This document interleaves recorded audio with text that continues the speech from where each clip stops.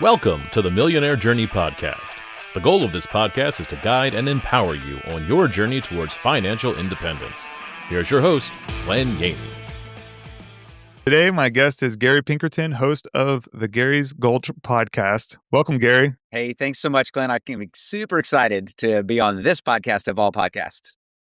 Yeah, I'm definitely somewhat obsessive. I watched you on a podcast probably about a week ago, and I've gone through about 25 of your episodes, and I'd highly recommend, if there's one thing you get from this podcast, is to subscribe to Gary's Gulch podcast.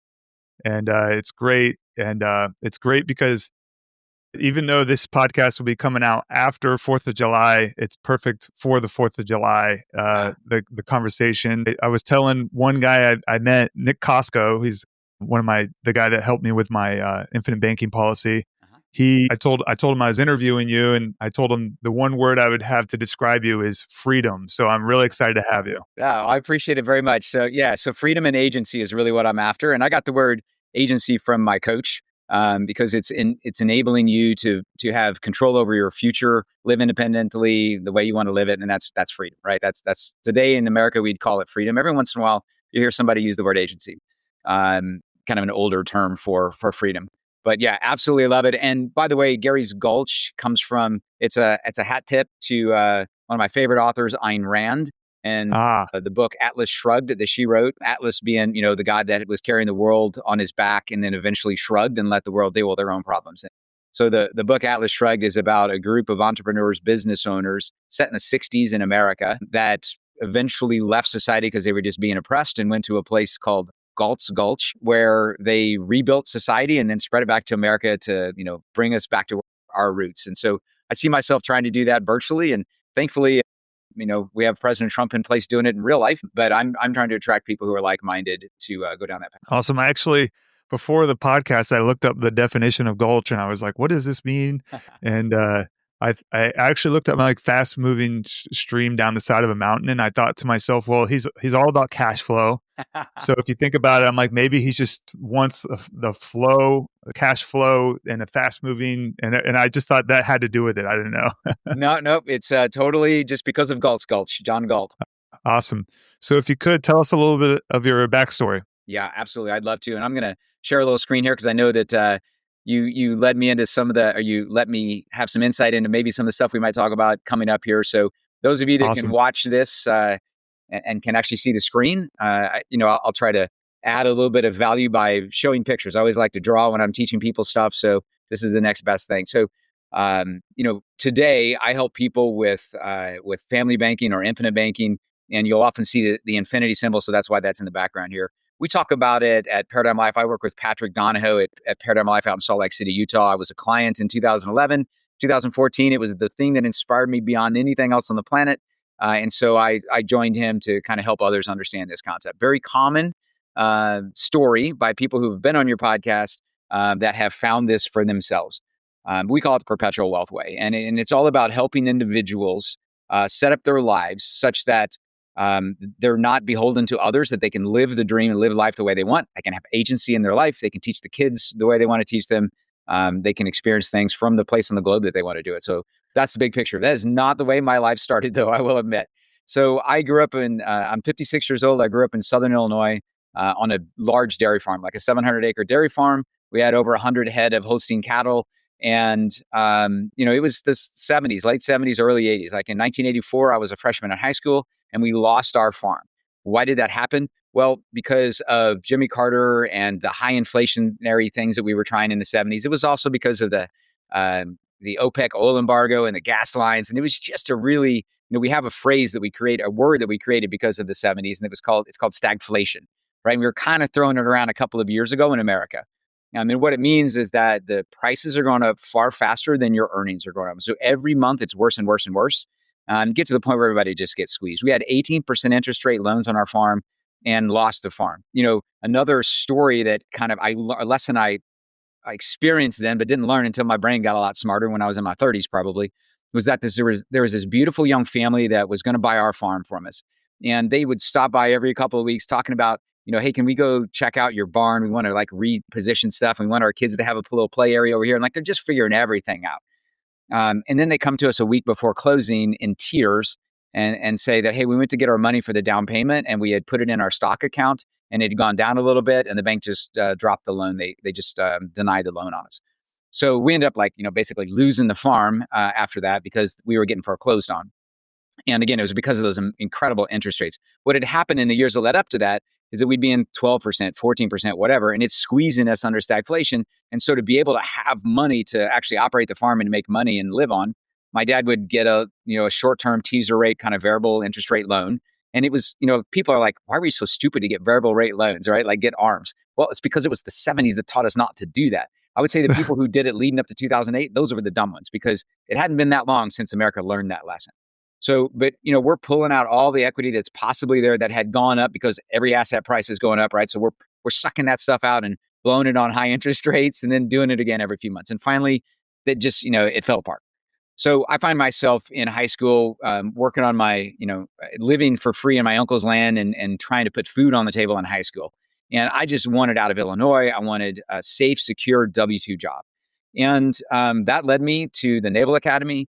And because it was free, which is basically what I could afford. And, but it also, there was some patriotism in there in the background for me, I guess, and service kind of oriented. And so I've had an opportunity because I worked my tail off to join the submarine force. And I was in nuclear submarines for almost, a 30-year career in the military.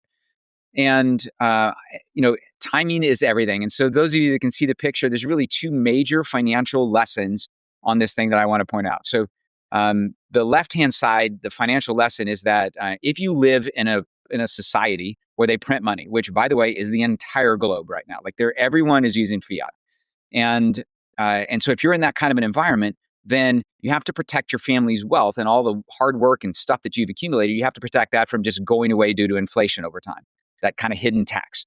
And the way you do that is you have hard assets, right? So go get gold or go get real property, and so as I was, leading up into command, in the background, I was thinking like, I just want to make more and more and more and more money.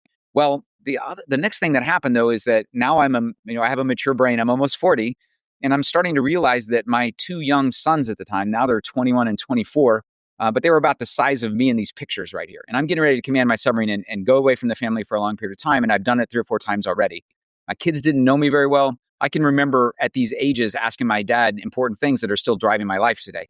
And so I started to realize, Glenn, that, and my good friend Kim Butler, the mutual friend of ours also says this all the time, that legacy is what you leave inside those that go after you or follow you. And financial wealth is what you leave to them, right? And so I was all caught up in leaving to my kids things like not having to ride around and beat up old cars and hand-me-down clothes so the girls would like you better, but I was not leaving anything inside them, no legacy at all. And so I just committed to, hey, as soon as I'm done with this command tour, I'm going to retire 20 years in the military and I'm going to go spend time around my boys. And, in the picture in the middle where I'm just getting to the Naval Academy at 17, I have a negative $2,000 net worth because I had to borrow $2,000 to buy the uniforms to be able to show up. And then in the picture to the right of that, I'm getting ready to take command of this submarine almost 20 years later. And I'm like almost a millionaire. Why? Well, they pay us well, but also because I'd saved 70% of everything, that I'd ever brought in because I was so focused on having monetary wealth.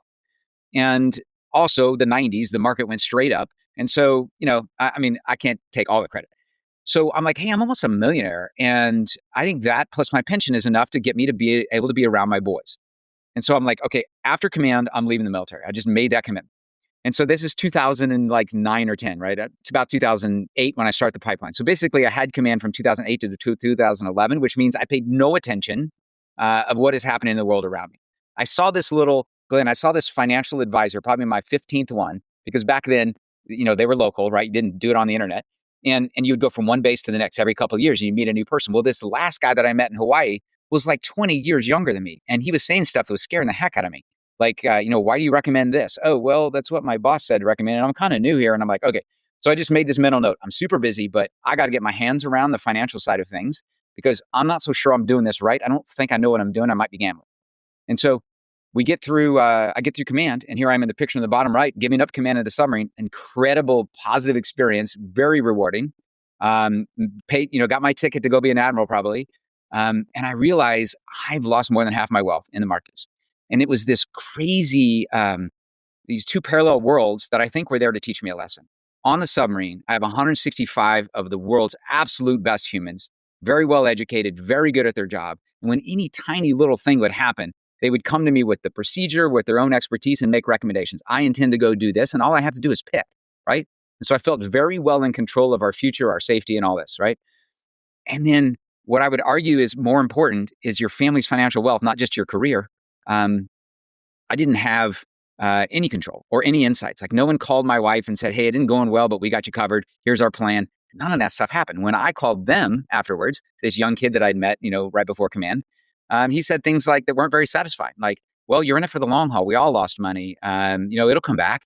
But the problem is it was the wrong time. Like money is only, or resources are only important if they're available when you need it. And I needed it right then to be able to go hang out around my kids and be able to teach them, right? So I spent 6 more years in the military, great experiences again, but it wasn't what I wanted to do. I was at the Pentagon on the Joint Chiefs staff. I was teaching ethics at the Naval Academy, like good things.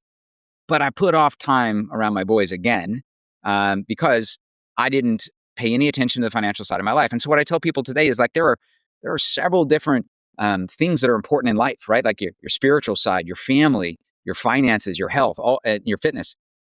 And why is it that we have bought in America hook, line, and sinker into this idea that somebody else can take care of the financial side? Like you wouldn't tell somebody, hey, make sure my wife is happy or make sure my spiritual side with God is all good to go. But we've decided that we can outsource that. It's nuts. So I try to attract people in my life and hang around people like yourself who are out there just, taking charge of your own life. That's called agency. I've been rambling, my friend. I'm going to take a pause. No, it's great. And I love it. And I think there's a lot of things that I was thinking while you're, I think over time with investing, it's like we start to get more of a maturity and understanding of risk.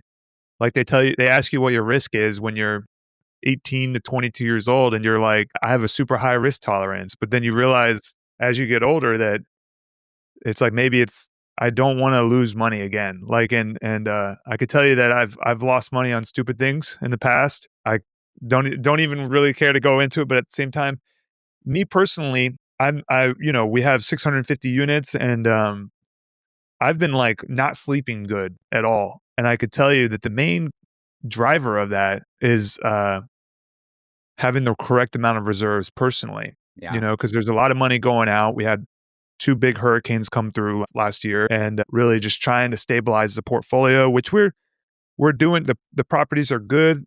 It's just that even with good cash flow, a low liquidity will stress me out is what it comes down to. The way that we have them syndicated, we have them siloed, the funds. So it's not like you could take one from the other. So if we have like 15 syndications, it only takes 1 or 2 to be doing poorly for me to be like stressed out over whereas.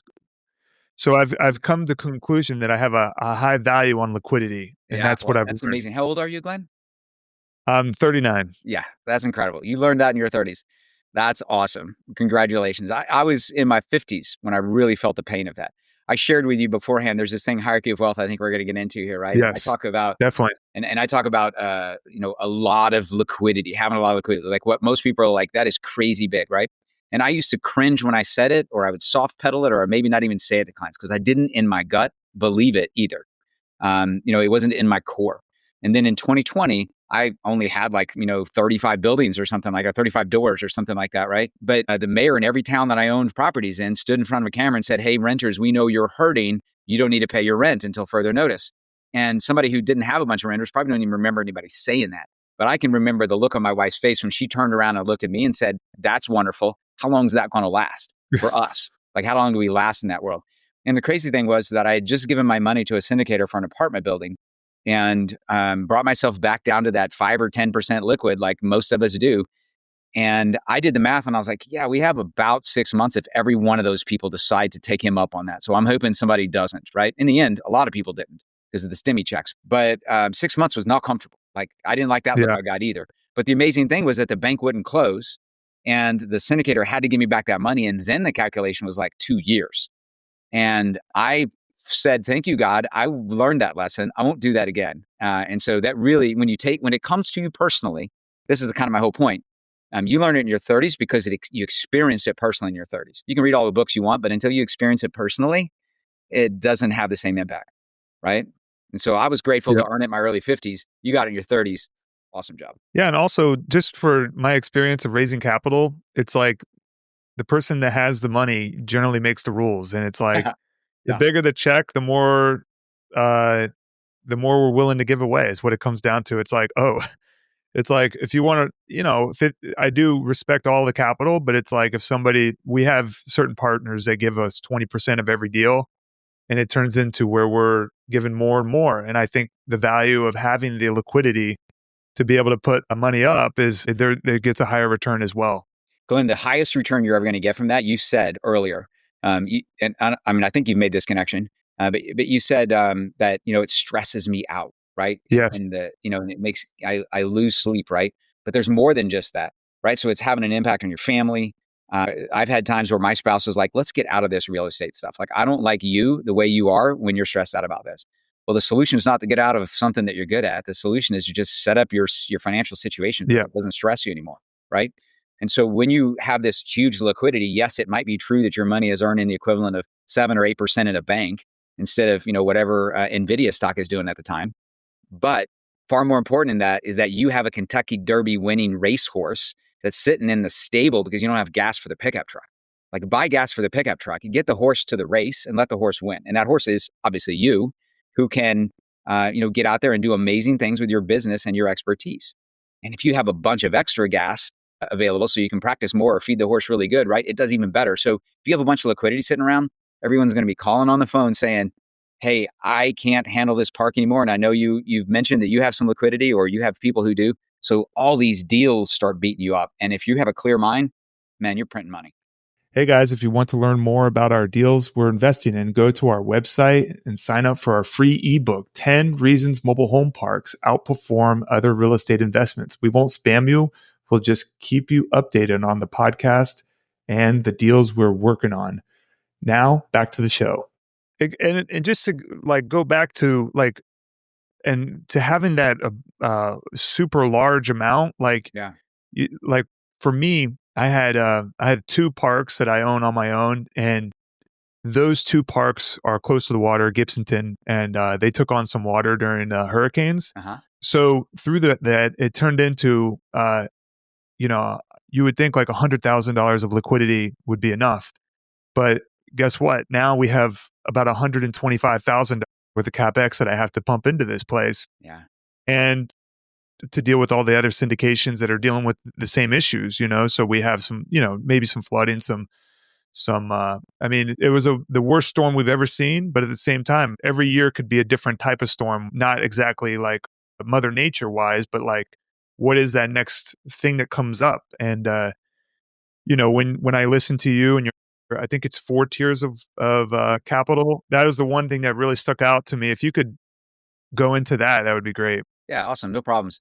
So again, this is not mine. This is Patrick Donahoe's. It came out in a book that he wrote called Hierarchy of Wealth. And those of you that are listening to or watching this, there's a little QR code. You can click on that thing and you can grab a copy of it, or you can just reach out to me at gary@garypinkerton.com, and that I'm sure will be in the show notes. So no problems. But his book is pictured in green here in a green box. It's called Heads I Win, Tails You Lose. And he is essentially using Maslow's hierarchy of needs, which many of us probably haven't studied. I certainly had not as a nuclear engineer. But Abraham Maslow was using this Egyptian pyramid of all things to get across a point that if you want to reach, he was a psychologist, right, in the probably mid 1900s. And his point was that if you want to reach emotional intelligence, which he called self-actualized person or self-actualization, you have to go through these stages. And first you have to solve the foundational layer, like an Egyptian building the foundation of a pyramid, before you care about what bricks you're going to put at the top, right? So you have to get through food, shelter, and clothing, those basic needs, before you care about, not getting shot, like personal security or community involvement, all these other things. And so do them in order, put the brick in the right place at the right time, and everything will last for generations, right? So when we're thinking about generational wealth, we want to do the same thing. Build a pyramid that will stand, right? And so like the Egyptians, where does my next brick, I have $100 sitting here, where does it go? And is this thing built already, like currently, such that it won't fall over on me in the next crisis? And so that's the point of this, is to put the things that you have the highest control and lowest risk over. So we just simply use his thing to talk about your relationship with your money. And so what I mean by that is, who has my money? What are they doing with my money? When are they going to give me back my money? And when it comes home, is it going to bring any friends home with it? Like, am I going to get a return, right? I mean, I'm all on board with, I think it was JP Morgan who said, I care far more about the return of my principal than the return on it. I agree with that. But still, you wouldn't be putting it at risk if you didn't think it was going to bring friends home. So the different levels are, we just call them tiers 1, 2, 3, and 4 from the bottom to the top. And you want, like the number of bricks that would be required in the wider foundation, you want more capital at the very bottom and less as you go up. And so tiers 1, 2, 3, 4 on the way up, very simply, this is a little bit overdoing how much is in the bottom. But if you want to just think of it upside down to remember the numbers, then reverse that. So 10%, 20%, 30%, 40% as you come back down. So tier 1, 40%, tier 2, 30%, et cetera, right? So what are these different tiers though? Again, maximum control on the bottom, which means minimum risk. Like if you have a bunch of money sitting in a fireproof safe, locked up inside a locked up protected house, and you have your Second Amendment locked up, meaning you got a gun, right? Like your money is pretty safe. Is it growing? Yeah, probably not. But that wasn't the purpose. The purpose of tier 1, locked up, liquid, guaranteed to be there in my control for any purpose I find out that I need to use it for. That's tier 1. And so when somebody says, hey, my overfunded whole life insurance policy, my whole life insurance policy that's focused on immediate access to cash, how would you compare that to my mobile home park? I would say, I don't. That's like comparing a tractor and an airplane. Like they're totally different tools. This should be compared to something that's safe, liquid, and guaranteed. And so therefore it's compared to a savings account or that's safe in your house or a CD maybe, but that's not liquid. So, it's basically a savings account or a checking account. And it performs, if you think of it on a net of taxes and insurance kind of basis, it's doing equivalent of like a Chase high yield savings account at around 8%. What I mean by that is if you're in a 24% tax bracket and you make 8%, well, you're down to 6 after you pay taxes on it. And then if you get some term insurance to have the equivalent value that this is bringing your family, you're down to about 5, which is what these things are doing every year. So, it's a very high performing, safe, liquid, guaranteed tier 1 asset. And then above that, tier 2 is things that you are directly in control of, right? So think of the tenants and toilets, or operating your own business, right? You're out there grinding for 4 or 5 years before you become just, passively, cash flowing, right? Like you become a viable business, so to speak, right? So, but investing in ourselves that, we make sure, like if I invest in myself to go get a doctorate degree because it's going to help me out in my job, well, I'm totally in control of whether that actually works out or not, if it's wasted money. Same thing on your car, your business, your house. And then when you get up in the indirect role, well, that's me giving Glen money for his mobile home park, right? And Glen may not want my money. He may say, no, I'm just going to do this with my partners because Gary, I know that you're a pain in the rear and you're going to make me, whatever. So, but if I do get my money, anytime, physically, anytime you hand money to somebody else, your assets to somebody else, you've taken on the risk, which is their character, right? Like it could be the fact that they're not ethical, or it might just be that they're an idiot, or they're just not paying enough attention. And I've been victim of all 3 of those. And so, all of my money originally was up in the markets, which for me is speculation. Because again, I was paying attention to my career and my family, not my money. And I was told you don't have to do that. You give your money to the professional and it'll all come back to you when you want it when in retirement. Well, I lost half mine at the wrong time. And I didn't have any real good answers as to why. And I couldn't predict it again because essentially I was pulling a slot machine hand. Right? I mean, if you think about it, why did your mutual fund go up? Because I'm really smart. Oh, really? So tell me about the 150 companies that are in there and what you learned at the board meeting you attended. And when you talked to the people on the shop floor, I mean, obviously you didn't do any of that due diligence, right? One thing I would also add to that, just because this is kind of what made me change my perspective, is that in 2006 to 2007, whatever, we could say 2004 timeframe, everybody said, or the common belief was the real estate market always goes up. Mm-hmm. And the new saying that I hear regularly is that index funds will always go up, but we don't know what kind of trends we're going to be running into. We've only looked at these trends have only been measured for 75 years. Yeah. So you have to look at it as, are we really putting our money into something that's always going to go up? Because if you look at Japan, and in what time frame are you going to need that capital? So you have like if you looked at Japan since the 80s, that would be a terrible place to be to consistently put your money into. And just know, it's going to come back, and you're like, oh yeah, 40, 50 years later, where are we at? So that's kind of what I thought about the index funds, because I used to plow all of my money into index funds because it was the right thing to do. as a quote. And I've learned that you have to lower that's whenever what you're saying is like preaching to the choir for me. Yeah. Yeah. And just, again, go back to, there are important things that, there are aspects of your life. Financial is one of them. And the great Zig Ziglar, the late great Zig Ziglar used to say, money is not everything, but it's relatively close to oxygen. It's fairly important. And so we should pay attention to that. And we're not. We're told not to pay attention. Put it in an index fund. Some really smart people will pay attention to it for you. And it's not a good idea. They are aligned to take care of their own interests, not necessarily yours. So anyway, the same could be said for syndication. However, you can reduce your risk there. And why is the risk lower? Because you know the person, you know where the asset is. I've visited the apartment buildings I've invested in, right? You get newsletters. You can call the people and they will generally answer your question. In the mutual funds, I don't know the phone number of the 100 people in the mutual fund that I should call, right? So, or if it's indexing, you're not even allowed to call the people. You don't actually own their stock, right? So you're so far removed. That's all I'm trying to get across, is that you're very far removed from the asset. And so people will say, well, I don't know how to do this. I don't have time to do this. Well, that's just called setting up your life so that you do, right? Like, you didn't have time to run mobile home parks until you decided to do it. Right. And so anyway, there's plenty of tools you can put in place in today's world to help you have more control over your assets and still be, successful and low risk. And then, again, so the bottom layer is not about investing, right? It's this really hard line between tiers 1 and 2. Tier 2 is investment, which is I put my money at risk of losing it forever, if I want to be dramatic here, for the intention of making it come back with friends, right? Like, I'm willing to put it at risk to grow it faster. Tier 1 is I want zero risk, right? I don't want any risk at all. That's not its job. Savings is safe, liquid, guaranteed to always be there, never go down, and liquid enough for me to use it for any purpose I want.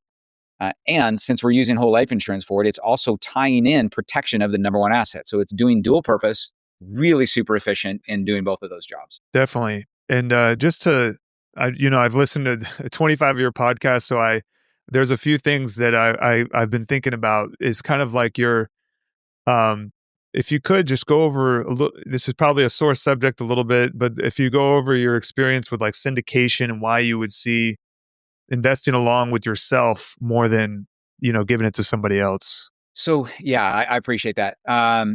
You're forced to pay attention would be my biggest answer. Not just attention, but to gain some expertise. As I got super comfortable, my business is doing really well. I've got great personal income. I'm just trying to find a place to safely send my money off to summer camp. Not crazy wokeism, which, I'm carrying my analogy too far, but to me, I learned that tier 4 in the markets is way too far removed. And that's just like, I don't even know where my kids are or who's talking to them. So I want it to be a safe summer camp. And so I sent my money off to some syndicators, not just any syndicator. Like, listen, I had plenty of clients, Indian technology people in the last decade have just gone crazy. Like, they hate their jobs. It's a sweatshop. Like, they come over here, they get on these H-1B visas. They're basically only allowed to stay here if they work for that company. It's a huge scam that Trump is going after. And so they have to work long hours at this company and they just want out. And so they have, they're accredited investors because of their income and they don't have any time. And so eventually they find real estate, they find syndication, they put their money in it and they're like, wow, this dude's making a lot of money. I want to do that instead. So their only expertise is that they don't want to work in their job anymore. And it's kind of like Robert Kiyosaki when he says that when I know it's time to get out of real estate is when I'm getting advice about real estate from my cab driver, right? So I'm getting all these pushes from people who were passive syndicators until last month, and they didn't even know what real estate was last year, right? So they need experience, but you also need character. So my losses have primarily been, like, I knew the lesson about the experience side. I was learning it from these people who were telling me they were about to raise. You want to look at my deal? And I'm like, well, what have you done so far? So I knew that part, but I didn't understand the risks of two big risks. One, many times syndicators will decide that they start fancying themselves when they're looking in the mirror as a good money raiser. And they are, clearly. But it's mainly because of the track record they have of doing it. Like, if they start off in real estate, for example, and they get really good at that, and then they realize they could raise for businesses or for, I don't know, water vending machines or something, right? They can do that because they have a warm audience who they've performed for. And that's a pitfall for everybody. The syndicator is like, yeah, I can raise money for this. I'm doing amazing. And in an industry I didn't even know I was good at. The problem is they're not good at that industry. And they become primarily focused on being the money raiser, not the person who, like the reason they got there and they gained all that faith is because they spent a lot of time and attention learning the industry they started in, and shepherding their clients. They're still shepherding the clients, but they don't control what's happening downstream, like the actual operator, right? So that's been a big risk for me a few times. And then, sometimes people get lazy, like they just don't pay enough attention. And when I would say that, like, I've had capital calls from wonderful, amazing people who I still consider great friends. They're my clients. I would invest with them again. We've lost money or potentially lost money in these deals in this crazy environment we're in. And the only thing I can really, like, if I have to point a finger at them, I would say they didn't pay enough attention to the economy, like the downside, what could happen. They didn't stress test this thing in a way in which what happens if interest rates go from 0.5% to 7%? Am I ready to protect from that, right? Like, that's a bit of a stretch to say that they should have anticipated that. That's never happened in America. So, but those have been my big lessons. I mean, the person can be a crook. That's definitely out there. They could start off as not a crook and become one when the going gets tough. Like in the end, what I tell my clients to remember is that even those people that you think you know fairly well, and you get great recommendations and great references and all this stuff, we're all humans. And so my dad used to tell me, if the dog gets his foot stuck in the fence, never go help the dog because the dog will kill you to try to get out of, in that self-preservation mode. They will attack you if you do anything right? So you just got to let them get out of it on their own. And that's true for humans. Like if somebody gets backed into a corner financially, eventually, we don't want to think this, but eventually 99% of us are going to grab everything we can get and run. And so that's kind of a bad thing. If you're a passive investor and don't know what's happening. My suggestions are you just got to know the person as well as possible. You should know the industry before you get into the industry passively. If possible, be in it actively before you get in passively. Like I think I would be fairly well protected if I went and invested my money with a syndicator who was pooling together single family homes in a town that I already own properties. Yeah. Does that help? Definitely. Yeah. Yeah, it's very interesting. And it's also sometimes I believe, with the one thing that I like about, buying properties, this kind of goes back to what we were talking about with the syndications, is that it is pooled money. So it's kind of like, what I've learned through syndicating is that we have some smaller deals. So we'll have like a 10 unit syndication. A septic tank is going to blow that out of the water. You have like a $20,000 septic tank and you're making $10,000 a month revenue. It's going to take you years to get that $20,000 back. Mm-hmm. And that's the one thing I would say that, with owning your own real estate or having some kind of structure that is, I know kind of what your thoughts are on the fund idea, but it's like when you have the fund idea, it kind of like it's law of large numbers type thing. You can spread the risks over a portfolio of properties, but it's like when you get into those smaller syndications, it turns into a lot harder to manage just because of the capex that is like a septic tank would. If you raise for all the capital that is possibly going to be needed, then it's like there's like almost no returns at the very end of the day. So it kind of like you have to kind of like see where you're at with it. So that's the hard part about it. It's kind of like holding. Go ahead. Go finish your story. No, it's just that it's like, how do you you have a good asset under contract, but then through the syndication of pooling funds, it makes it harder to manage is what it comes down to. Yeah. So that's the hurdle, I would say. Yeah, I think so. I agree with that. I would be far more comfortable moving forward in syndications when I'm working, Glenn, like with you and 4 or 5 other experienced investors. Yeah. And I've been partner in a mobile home park now, so I feel more comfortable being able to actually sit back in the back seat because I know what the driver's going through up there, right? Because I've done my direct investment kind of side of it. But I would rather have this conversation with my syndicator in a small group. The problem, the reason that it's more stressful for you is because you've got investors there that don't understand it. Like they don't have the experience. Exactly. Most important thing to them is this consistent cash flow. But if you're having this conversation with our mutual friend David and a couple of other people and myself, and you're saying, listen, guys, we don't make a ton of money on the stuff that's the capex that's sitting on the sideline. Would you rather individually, you guys just set it aside. Let's say that a boiler could go or a septic system could go, and we need $50,000. And that means if you guys hold on to it, I may come to you for the capital, or you just got to realize I have to dig my way out of it, and we don't do distributions for a year. What's better for you guys? Right? And just to let them answer the question, because you don't personally want to pull all that extra money in and then water down the returns based on that. Like, you can't compete with others, but that's because you're trying to do it on a retail world.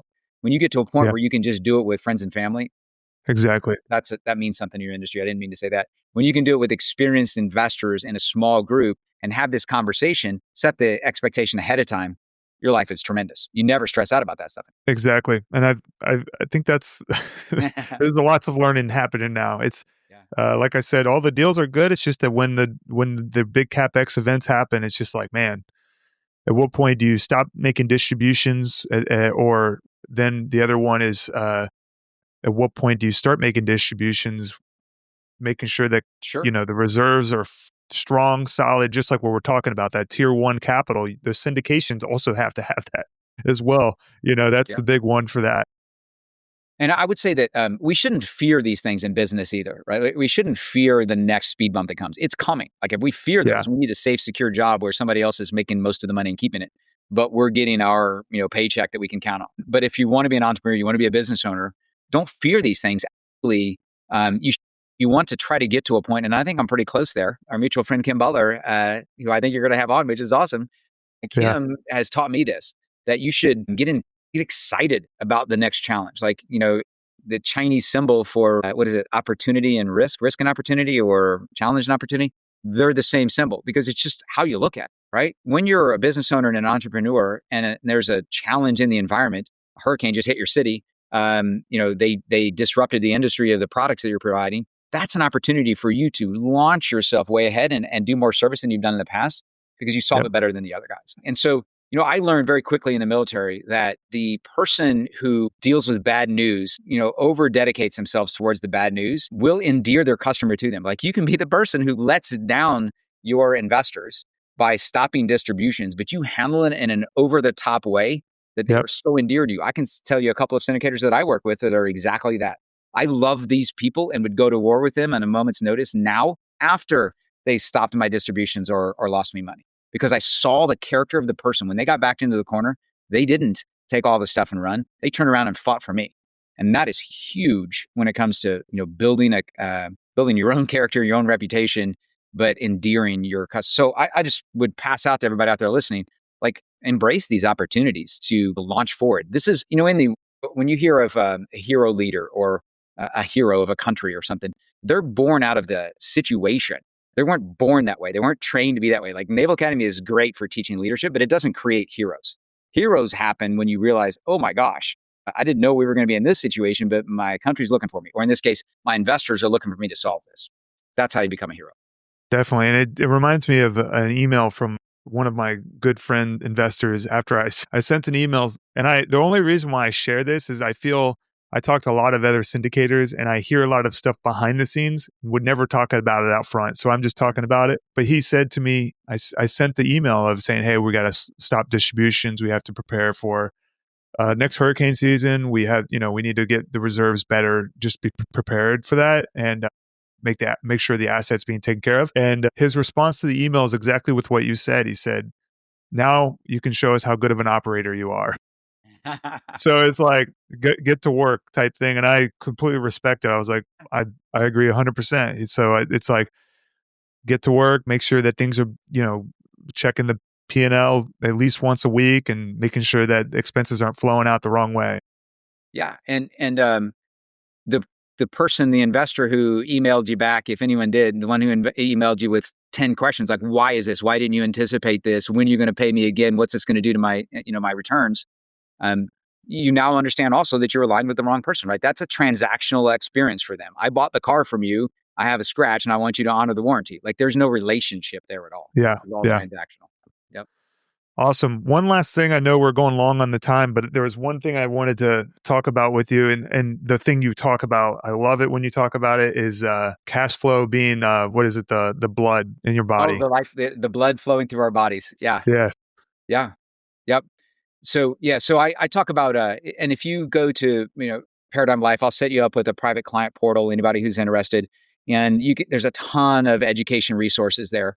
And there's a few courses where we're talking about these concepts. And we're now launching this, what used to be a pretty exciting financial statement for our clients. I mean, financial statements aren't all that exciting, but this one allows you to put your stuff in here and then represent it on hierarchy of wealth.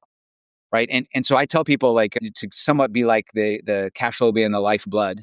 I'm definitely not licensed to be an actual MD, but I say like, imagine I'm the doctor and you come into the office, but what you actually are is you're at the car dealership buying a new business vehicle. And you're like, how should I finance this thing? Should I do this or that?